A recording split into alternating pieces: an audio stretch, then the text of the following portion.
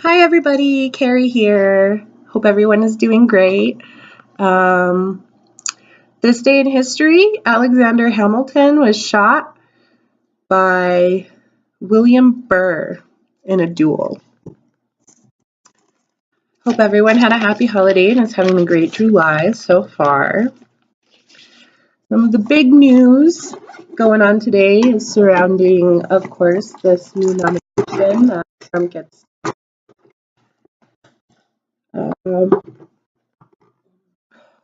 He's chosen one of his nominees so far.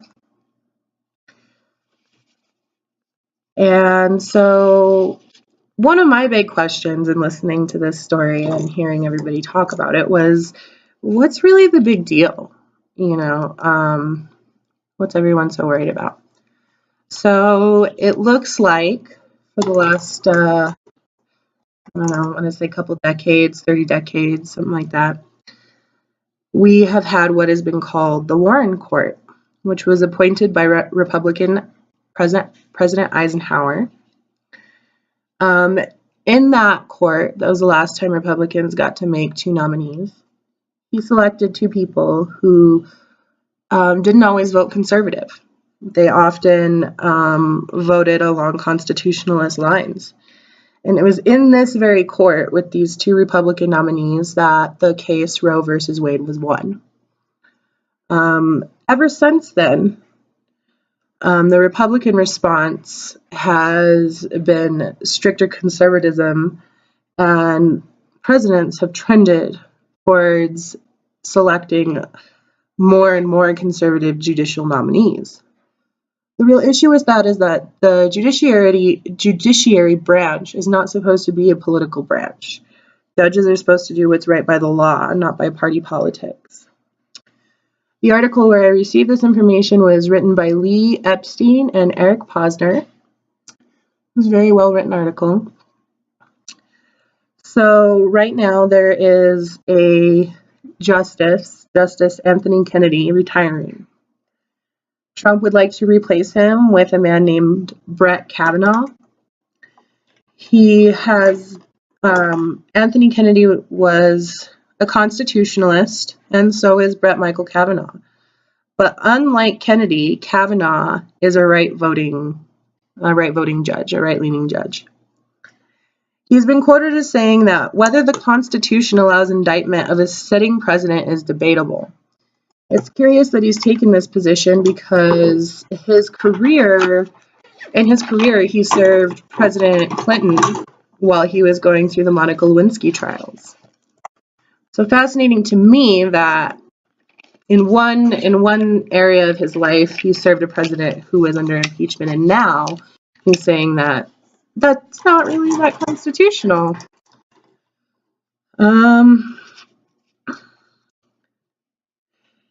During his career, his votes have included promoting Second Amendment / NRA policies.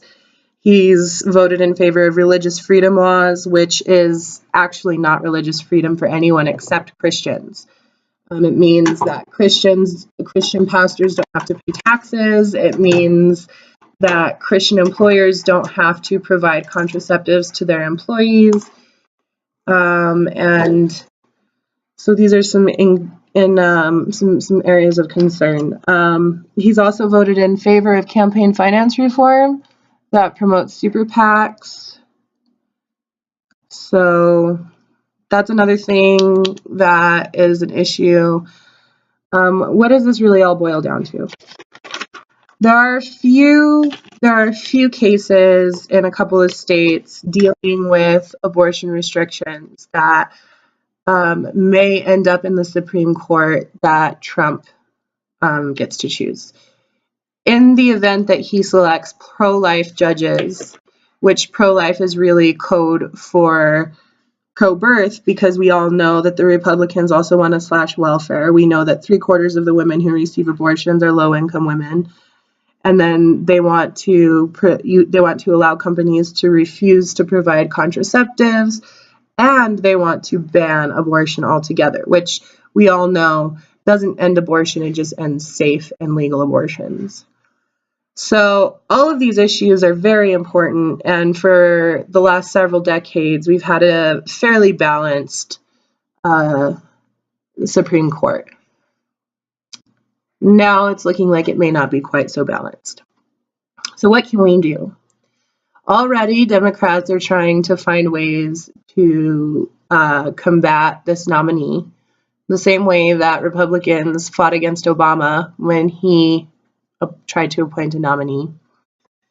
And we're going to do our best. Worst comes to worst, we'll just have to double down on our efforts and continue this fight for sexual justice for women, especially in the workforce.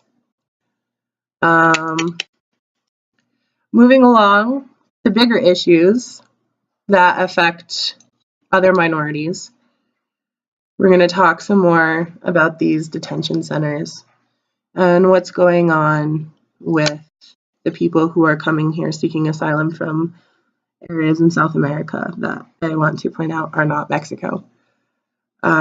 So, Judge Dana Sabra has been overseeing this case. She has been quoted as saying, "The facts set forth before the court portray a reactive governance response to address a chaotic circumstance of the government's own making." I think that's a great way of putting it. The deadline to reunite children was yesterday, July 10th, 2018.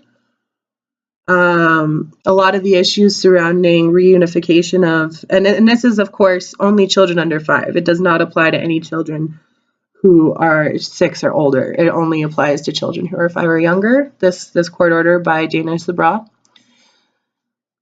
It's definitely a start and a move in the right direction.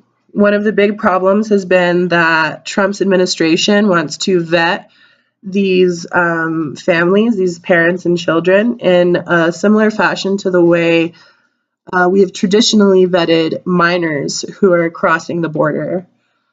Some of this is requiring fingerprinting. Once the children have a sponsor family, their sponsor families have to submit to home visits.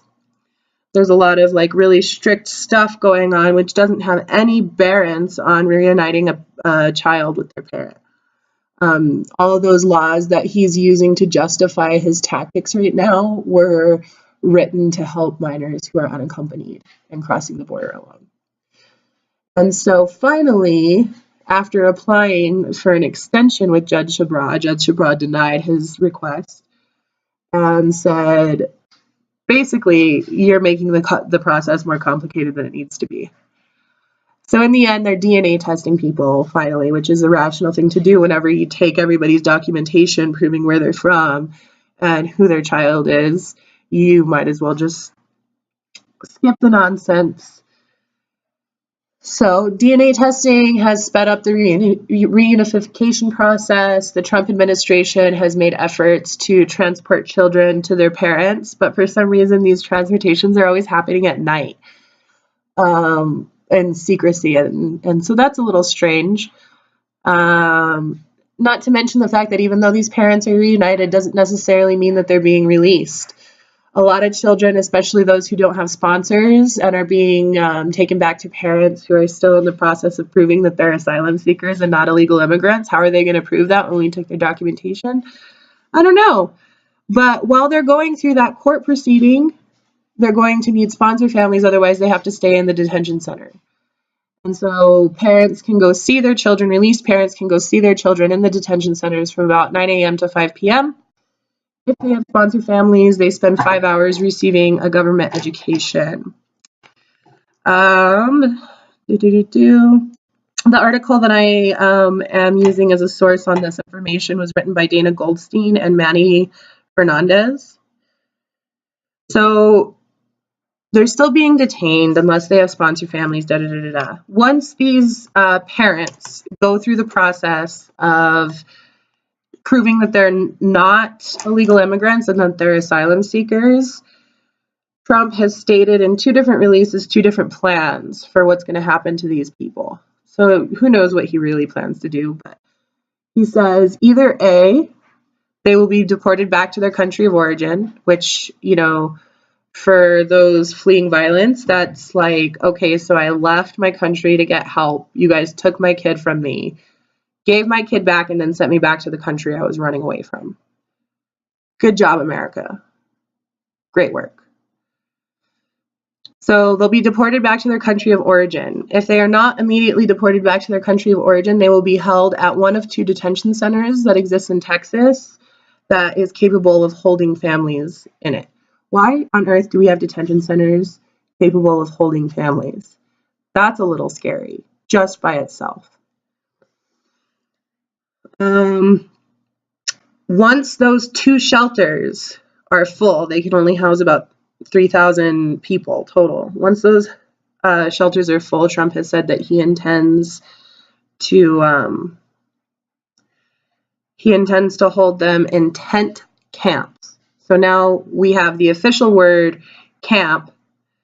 We're calling these concentration camps detention centers, but we know what's really going on. So let's not mince words. He's talking about holding people in tent camps once they reach occupancy levels.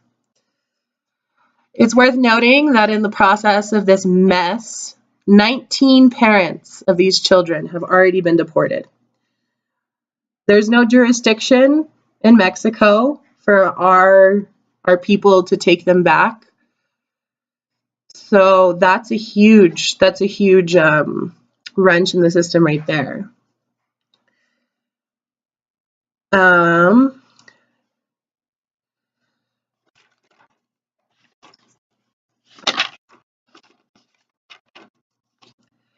Within these facilities, these children may not be receiving many of their basic needs, including love and affection, but they are receiving a nationalist, bare bones, and inconsistent education. So good for us. We can't take care of you in an emotional sense, but we'll educate you. They spend 5 hours per day in these facilities being educated. Some of the teachers presenting the curriculum don't even speak Spanish. So these children don't even understand sometimes what they're being taught. The education focuses on nationalism, patriotism, and American geography. This is a process known usually as naturalization, and we've been doing naturalization for people who've been crossing the border for a long time. A lot of the laws that Trump refers to whenever he says, oh, these are democratic policies, I'm just following the laws that the Democrats put in place, he's unevenly applying them, because the laws he's specifically referring to are laws that are designed to help children, minors who are under 18, who cross the border alone, and then after they cross the border alone, they need sponsorship from a family. They need to be somewhere where they're safe, where they can receive an education and become naturalized American citizens. This is the democratic policy that Trump is referring to when he says that Democrats created this problem. He has applied this to people who are entering the country together as a family unit. The ICE agents who have removed these families from one another hear the children crying, see the parents crying, drive these children to their detention center while they're wailing in the back seat.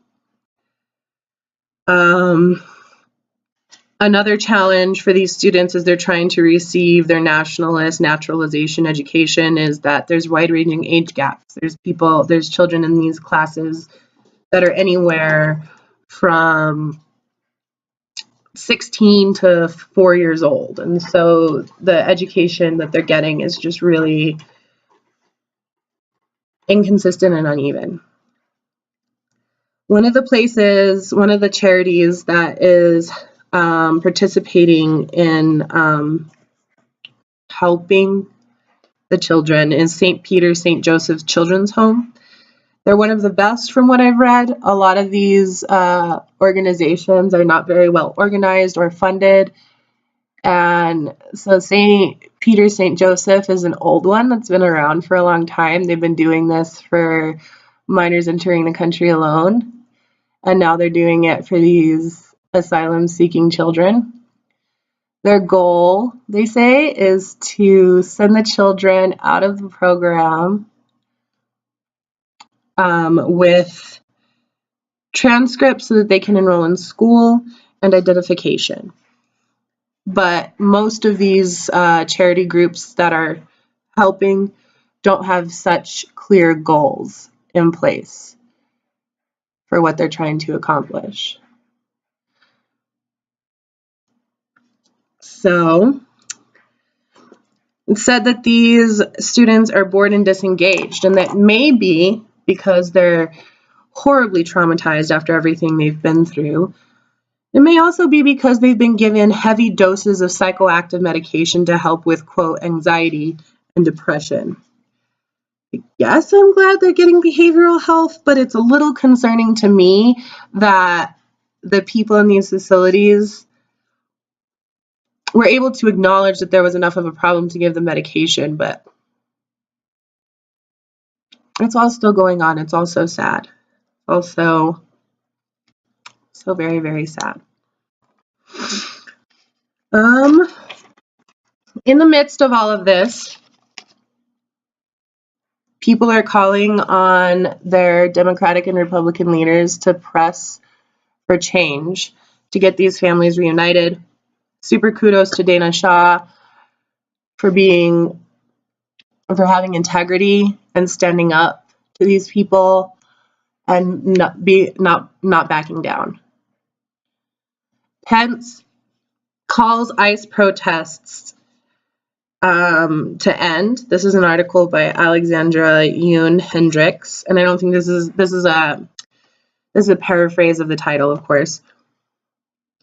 And in the article, Pence said that to cede to activists and politicians' calls to abolish ICE would jeopardize the country's national security. I just really want to just really dig into this. These people are being gassed by their governments, and they're coming here for help, and then this is what's going on. There is no safety issue here for you Americans. I really want to set your mind at ease. Mexicans are not stealing your jobs. CEOs are the ones that are making this situation what it is for Americans that are having trouble making ends meet. If we want, as Americans, to experience a better quality of life, committing genocide against South Americans who are trying to flee violence is not the way to do it. We've watched this happen once in Nazi Germany. Let's please, please, please not repeat it. I would love it if we did not repeat this. Bravo to Elizabeth Warren, Kristen Gillibrand, and Cynthia Nixon for standing up to these guys. Elizabeth Warren has received intense criticism directly from the president himself, not to mention the fact that the president decided to make fun of the Me Too movement in a public event. I guess it was probably a campaign event. I'm not sure. I didn't see the whole video. I just saw the part where he was making fun of Elizabeth Warren and some of the other men in office, some of the other women in office who are trying to fight for human rights. The man gets up there and mocks disabled people. He mocks women. He mocks everyone who is not a white male. His attitudes towards minorities are not only dangerous and unleader-like, they're also offensive, just straight up offensive. In the papers over the course of the week, I've been reading all week. In the papers, I read 5 other articles where you can see examples of the Trump administration spreading propaganda about fear and wanting to silence those who have been closest to the administration. There were some articles about corruption and people coming forward to talk about it and losing their jobs. You know, it's all over the place. I read another article that said, and I quote, "Trump stinks of fear." And I think that's true. If he had nothing to fear in this whole Russia investigation, he wouldn't care half as much as he does about the fact that the investigation is happening. I'm using, just real quick, Perfect Filter. I'm going to use this light green as my base, and I'm going to use a darker green. Green for money, because obviously the American dream is about greed and not freedom. I'm not very funny, but that's okay. So, what we need to do to organize is to continue to put political pressure, especially on Republican leaders. Democratic leaders across the board are already on the bandwagon with trying to bring an end to this genocidal policy of taking people who claim to be asylum seekers into custody as if they're illegal immigrants. No tolerance was supposed to be for Mexican people. It wasn't supposed to be for everyone from South America. I would just like to point out again that at the bottom of the Statue of Liberty is a quote that says, "Bring me your poor, your teeming masses, your wretched refuse, yearning to be free, to breathe free." And so when you have an entire country that was founded on that ideal, and people know of your country as the country of freedom and opportunity, and those people flee areas where they do not have freedom, where they cannot find opportunity, where they're being tear gassed by their own governments. When they flee those places and come here, and we do what we've done this year to their families, we set a tone. We set a tone for the globe. The world historically has always looked to America as an example of freedom and justice. And then Trump gets elected and we start undoing the last 300 years worth of progress we've made on human rights, basically overnight. Well, I don't know about you, but Trump is just one man. It doesn't matter how much the conservatives want to blame Mexicans for our problems. Mexicans are not responsible. It's like saying, I never water my yard and my grass died and it's my neighbor's fault.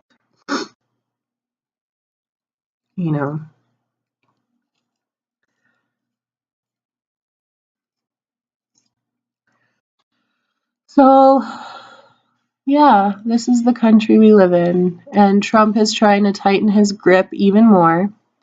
There's a lot going on right now. It's important to recognize that they're playing this like a chess game. While 2 cases in Iowa and another state are pushing their way toward the Supreme Court concerning abortion rights, Trump is trying to put in a pro-choice, aka pro-birth,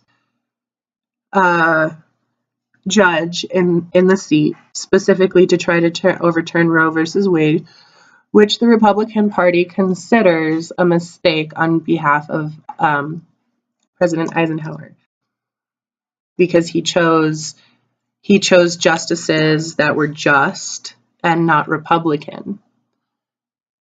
So I guess we'll see how this all unfolds. Remember, it's always about local level. The state's right to govern themselves supersedes the federal government's desire to control the masses. So stay active in your local areas. I've got some updates about the states that are being affected by the detention policies being practiced. I learned not only is it New York, North Carolina, Texas, Oregon, and Arizona, it's also Florida. Here in New Mexico, we have a really high population of Hispanic people. I grew up with a babysitter who was straight from Mexico. Her food was always too hot for me to eat, and she used to call me Huara Picosa, which loosely translates to white girl with freckles or ginger, which is cute. It really is. I love my babysitter. She was a good woman. She used to let me drink coffee when I was 5. And so, you know, I've always been surrounded by immigrants. I've always admired them. I've always admired their culture, their beauty, their sense of family. In a lot of ways, Mexicans have better values than Americans. So to say that all of them are criminals is just straight up racist. And if you find yourself full of these sentiments of hatred and, you know, hatred and fear, then you just need to know that they're not coming here to take anything from you.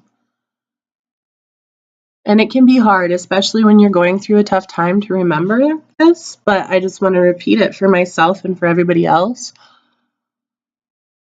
Your rights aren't threatened by someone else achieving more rights. All you do in that space of fear and, but I need to get mine, all you do is create a bigger problem and make it easier for these people to divide and conquer, because that's their entire tactic. Divide and conquer.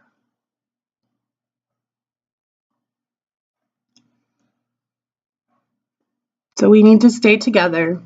Republicans and Democrats need to put aside their differences. And what are their differences? One of the main arguments between Republicans and Democrats is over the right to an abortion. And what I've always said is, if you really want to stop abortion, then you need to provide sex education to young men and women when they're going through puberty, so that they understand not only what's happening to their bodies, but how to control their emotions during the process. This would reduce teen pregnancy rates by, I promise you, about 50%. Anywhere where there are good sex education classes, the pregnancy rate is extremely low. But sometimes sex education isn't enough. You know, we all have needs, and, you know, if you do decide to have sex, it doesn't make you a whore if you're a woman, and it doesn't make you a bad person if you're a boy. But you do need to have safe sex, or that innocent fun that you're enjoying so much can turn into some serious responsibility, including babies and STDs. Sex education is important. So if you want to prevent abortion, allow women to express their sexuality, give them access to contraceptives, make sure they have safe spaces in which to have sex, where they can say no if they want to say no, and then they won't get pregnant.